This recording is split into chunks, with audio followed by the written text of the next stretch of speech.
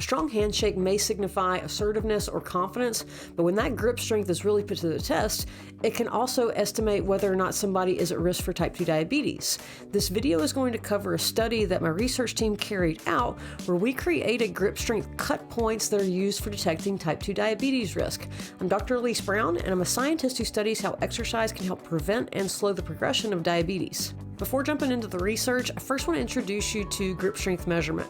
This tool is a great way to start a conversation with somebody about their health status, whether it's a member or a prospective member in a gym setting, a patient in a clinic, or a community member at a health fair. This is a great tool because you can easily use it outside of the lab.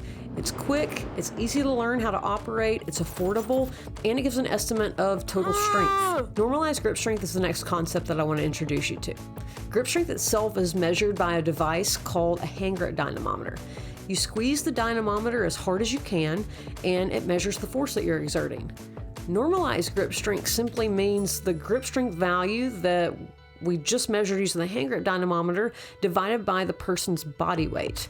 Now, the reason that we would normalize grip strength by body weight is it allows us to compare grip strength values across people with different body weights, because we would expect people that weighed more, so had a higher body weight, they're more likely to have higher strength levels. Let me give you an example.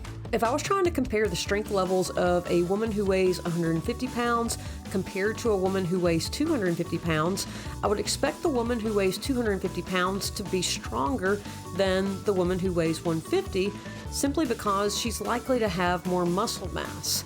Normalizing grip strength by body weight, it allows us to make a more fair comparison of strength levels across people with different body weights. The best way to experience this channel is by wearing one of your own diabetes resistance t-shirts while watching the videos. If you'd like one of these t-shirts, or if you want to find other ways to support the channel, please check out the merchandise link down in the description below. Back to the research. Since we already know that there's a relationship between normalized grip strength and diabetes risk, we were wanting to develop screening tools to help detect type 2 diabetes in its early stages before it's had a chance to do too much damage to the body. So we established these grip strength cut points that are meant to be used in adults between the ages of 20 to 80 years old, and they're meant to be apparently healthy adults, meaning there's nothing overtly signifying that they have diabetes. Diabetes in its early stages can go undetected for a long time because it doesn't have any symptoms in its early stages. To establish these cut points, we use the NHANES, which is the National Health and Nutrition Examination Survey. This is a large nationally representative survey of the United States that's been conducted since the 1950s every year by the U.S. National Center for Health Statistics. Since we wanted to use these cut points to detect type 2 diabetes in people who seem to be healthy, we only included the healthiest men and women in our sample. We excluded anybody that had stroke, heart disease, hypertension, and cancer.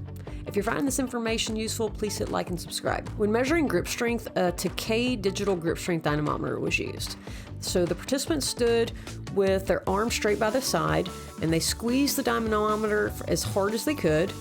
They then rested 60 seconds, and then they did it on the other hand. This continued 2 more times, so we had a total of 3 tests on the right hand and 3 tests on the left hand with 60 seconds of rest in between each test. Now, when we were scoring these grip strength values, we used the protocol that's the most commonly used protocol in the US, which is the American College of Sports Medicine protocol.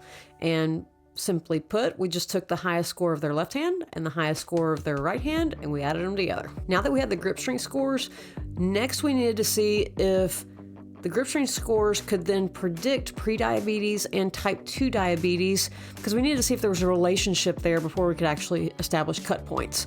And we made sure that we controlled for other variables that could influence that relationship, like age, education level, and poverty. Now, we found that our normalized grip strength cut points, they were only associated with type 2 diabetes.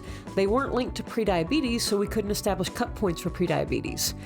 Remember to ring the notification bell if you're wanting to be one of the first to know about my next video. To make our cut points as accurate as possible, we divided them into men and women groupings, and then 2 age groupings for each, 20 to 50 years old, and then 50 to 80 years old. Let's go through an example of how you could use these cut points. If we have a 45-year-old woman who weighs 213 pounds, which is 96.8 kilograms, and she has a highest grip strength score of 42 pounds, or 19.09 kilograms on her left hand, and 44 pounds, or 20 kilograms on her right hand, we would add these scores together to get 39.09 kilograms.